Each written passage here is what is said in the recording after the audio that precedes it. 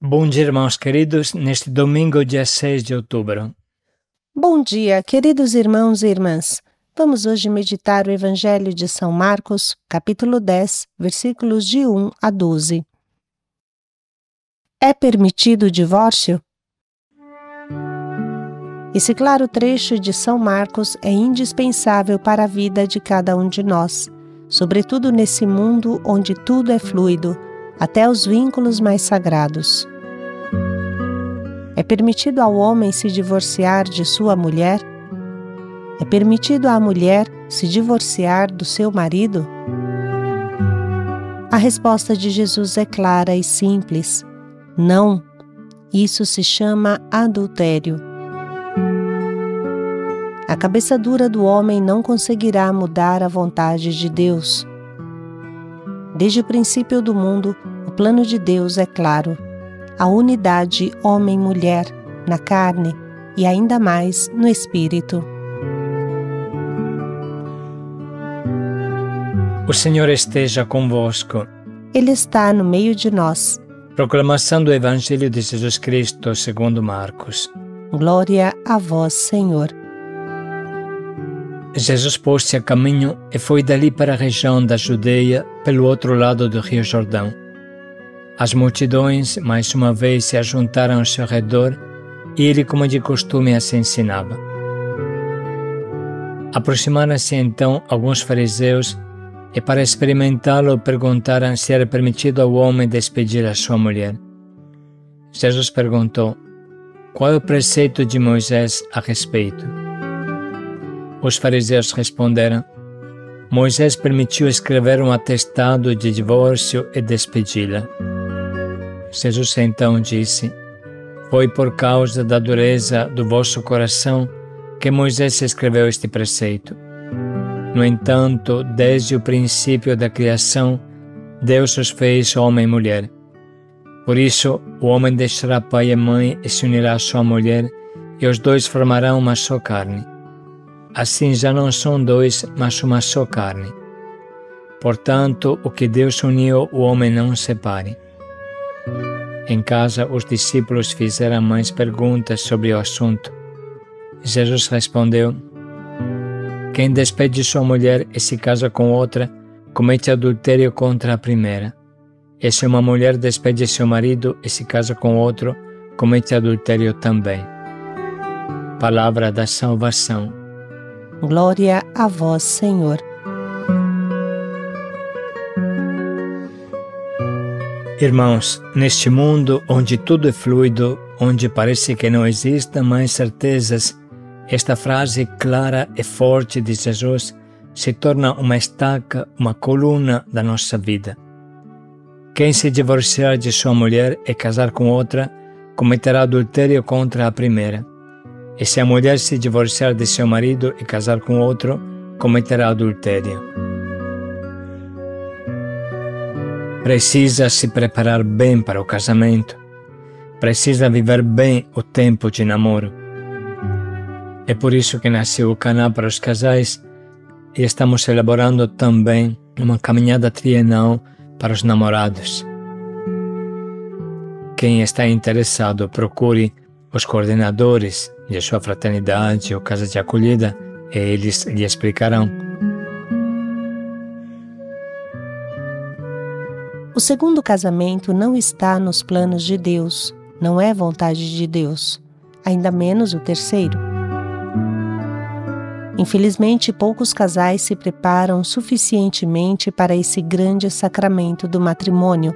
Infelizmente, muitos chegam ao matrimônio e não têm consciência do que é esse passo, essa aliança, e acabam fazendo um gesto vazio e nulo. Existem, sim, situações em que o casamento celebrado foi um casamento nulo, porque não tinha preparo, não tinha consciência, não era uma escolha livre, enfim, havia inúmeros motivos para declarar que o rito celebrado foi somente um teatro, um engano. Mas não podemos pensar que todos os casamentos em dificuldades sejam nulos. O casamento pode ser reconhecido e declarado nulo, mas nunca poderá ser anulado.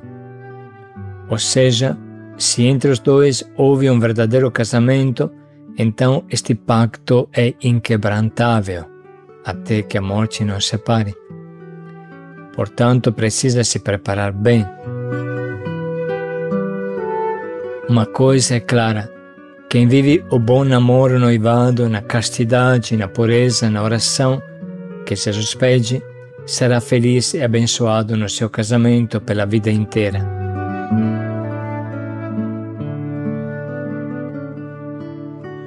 Irmãos, precisamos levar muito a sério essa escolha de vida. Precisamos botar ordem na nossa vida.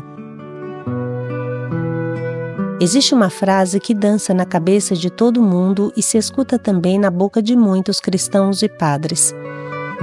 Eu tenho o direito de ser feliz. Essa frase parece inocente e bonitinha, mas ela na verdade é como que uma cobra venenosa, porque o que se entende por felicidade é a cessação imediata do desconforto e fazer o que me dá um prazer imediato, custe o que custar, mesmo que deva ir contra meus princípios. Seguindo esse princípio, Jesus teria descido da cruz logo que foi levantado. Essa frase sutil e diabólica que sempre volta faz a gente acreditar em um grande equívoco e pensar: eu tenho o direito de me satisfazer com o que tenho vontade no momento. Mas será tarde demais para descobrir que o que eu chamava de felicidade era em vez um vício que me jogava na sarjeta. O grande filósofo que ultimamente teorizou essa frase morreu de AIDS. Precisaria ver o quanto feliz ele se sentia em seus últimos dias. Quem alicerça sua vida em cima desse equívoco embaça seu raciocínio e chega a justificar tudo. Uma pessoa casada pode pensar: esse tempo de dificuldade com meu marido, minha esposa, me pesa demais. Tenho direito de ser feliz e hoje me sinto tão infeliz. Portanto, vou sair, vou descer dessa cruz, vou arrumar um outro parceiro que me faça feliz. Muitos acrescentam a este pensamento uma outra frase: amar não é pecado. E esta frase terrível ceifa também muitas vocações religiosas, que chamam de amor uma baixa satisfação dos instintos, que logo passa e deixa muita insatisfação. Estas frases sutis e mortais entram na cabeça e destroem milhares de pessoas casadas ou consagradas, e quando acordam é tarde demais. Se confunde a felicidade de Jesus com o prazer fictício do demônio.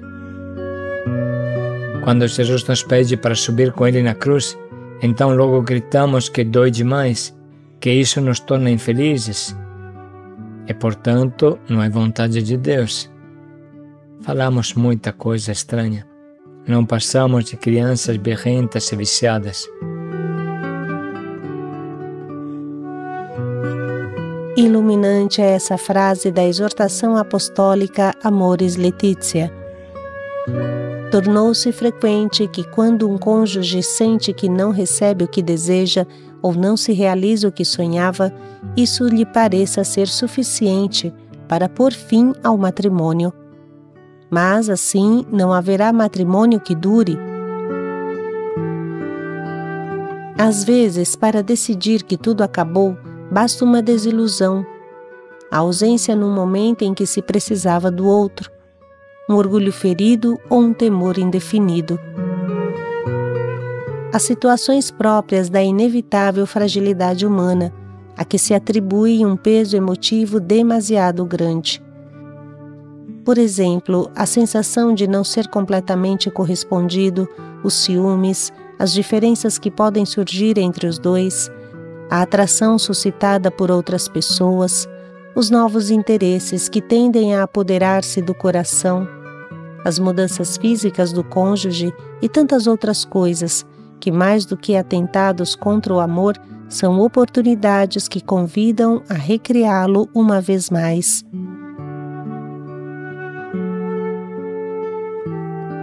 Continua Amoris Laetitia no número 238. Nestas circunstâncias, alguns têm a maturidade necessária para voltar a escolher o outro como companheiro de estrada, para além dos limites da relação, e aceitam com realismo que não se possam satisfazer todos os sonhos acalentados. Evitam considerar-se os únicos mártires e apreciam as pequenas ou limitadas possibilidades que lhes oferece a vida em família, e aposta em fortalecer o vínculo numa construção que exigirá tempo e esforço.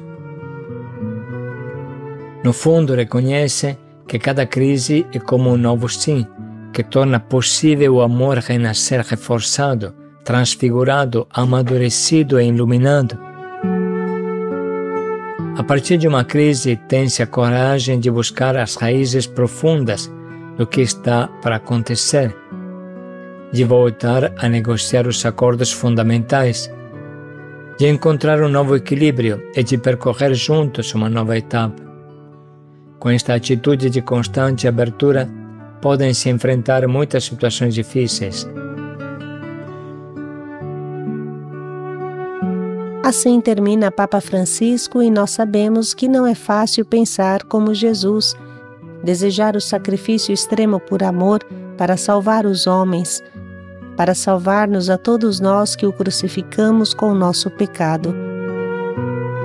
Não é fácil amar os inimigos, mas tudo nasce de um grande equívoco: confundir a palavra amor com a palavra egoísmo, achar que amar significa que o outro me ame, achar que amar significa viver um relacionamento em que o outro me satisfaça. Claro que isso acontece de maneira muito inconsciente, mas a realidade é que existem muitíssimos casais de namorados ou casados que casam para ser felizes, mais do que para fazer o outro feliz.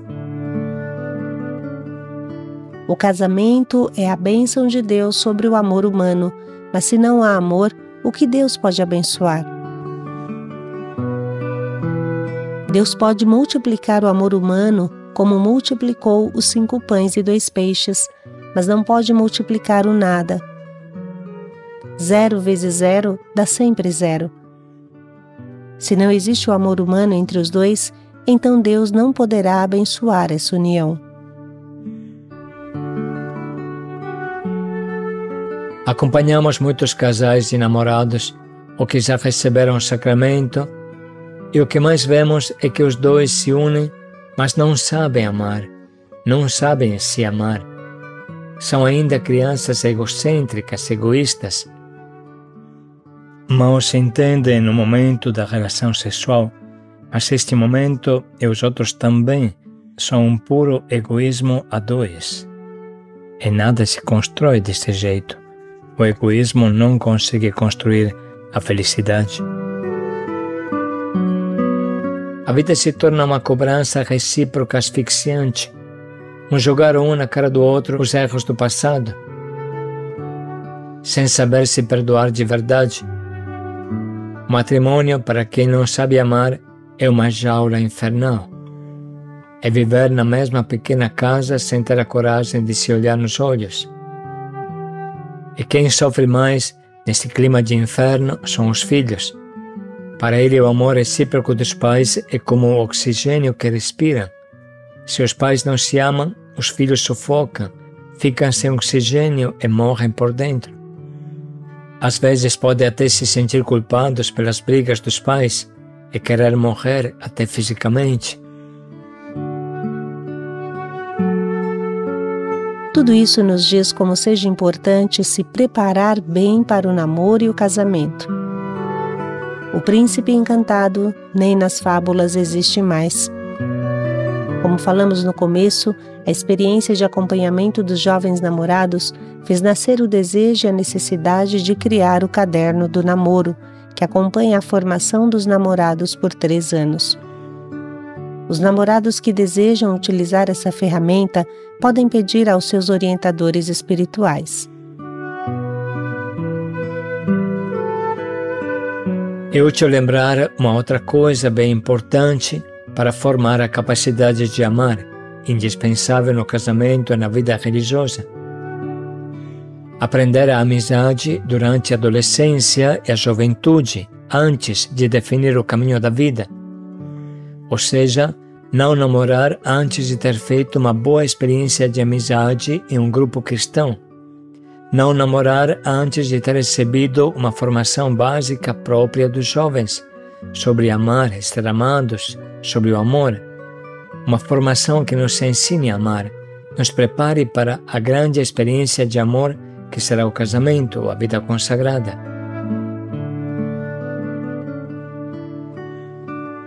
Uma vez que entendemos isso, precisa lembrar que o casamento é uma aliança, como a aliança de Deus com a humanidade. E da mesma forma que Deus nunca quebra essa aliança, assim também marido e mulher nunca poderão quebrar o pacto que fizeram diante de Deus. Quem se divorciar de sua mulher e casar com outra, cometerá adultério contra a primeira. E se a mulher se divorciar de seu marido e casar com outro, cometerá adultério. Essa frase é muito clara e não admite manipulações para nos convencer do contrário. E agora, irmãos, vamos ler de novo o trecho que a liturgia nos propõe para interiorizar o pensamento de Jesus. Jesus pôs-se a caminho e foi dali para a região da Judeia, pelo outro lado do rio Jordão. As multidões, mais uma vez, se ajuntaram ao seu redor e ele, como de costume, as ensinava. Aproximaram-se então alguns fariseus e, para experimentá-lo, perguntaram se era permitido ao homem despedir a sua mulher. Jesus perguntou: qual é o preceito de Moisés a respeito? Os fariseus responderam: Moisés permitiu escrever um atestado de divórcio e despedi-la. Jesus então disse: foi por causa da dureza do vosso coração que Moisés escreveu este preceito. No entanto, desde o princípio da criação, Deus os fez homem e mulher. Por isso, o homem deixará pai e mãe e se unirá à sua mulher, e os dois formarão uma só carne. Assim já não são dois, mas uma só carne. Portanto, o que Deus uniu, o homem não separe. Em casa, os discípulos fizeram mais perguntas sobre o assunto. Jesus respondeu: quem despede sua mulher e se casa com outra, comete adultério contra a primeira. E se uma mulher despede seu marido e se casa com outro, comete adultério também.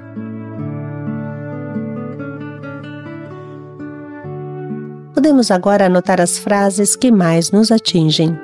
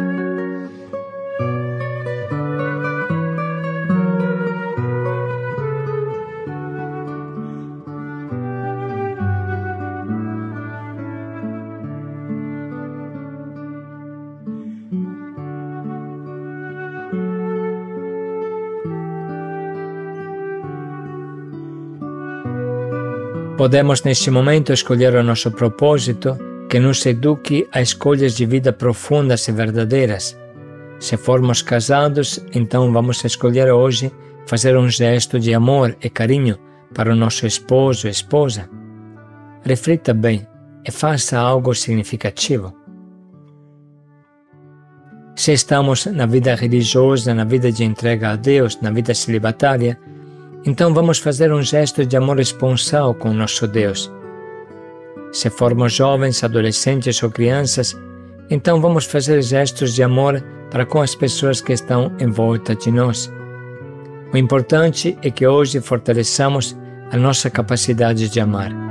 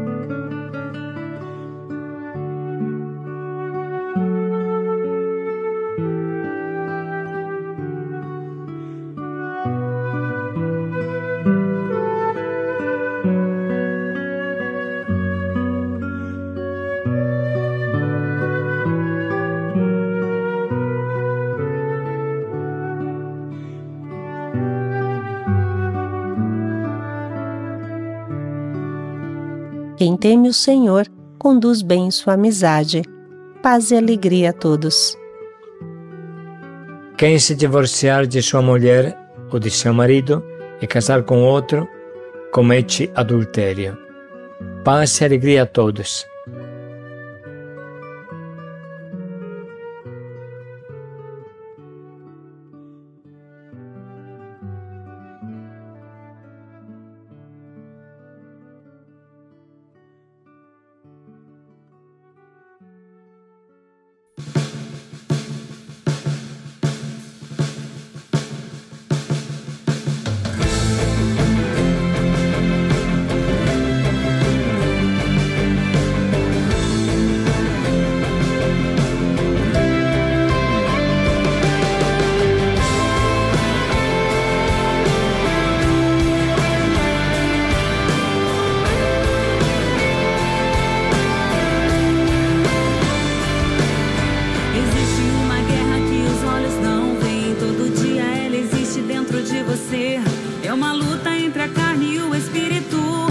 Só vence quem estiver mais forte e firme. Tudo eu posso, mas em tudo me convém. Minhas escolhas hoje me definem bem. Posso alimentar a carne se escolher com a visão, e o espírito se escolher com o coração. O coração contrito que ora e vigia, o coração guardado por Deus noite e dia, que não deixa brechas para o invasor. Escolheu ouvir a voz do teu Senhor, o coração selado por Deus, que sonha os sonhos de Deus e adora pra esperar, e espera pra não pecar. Escolho te adorar.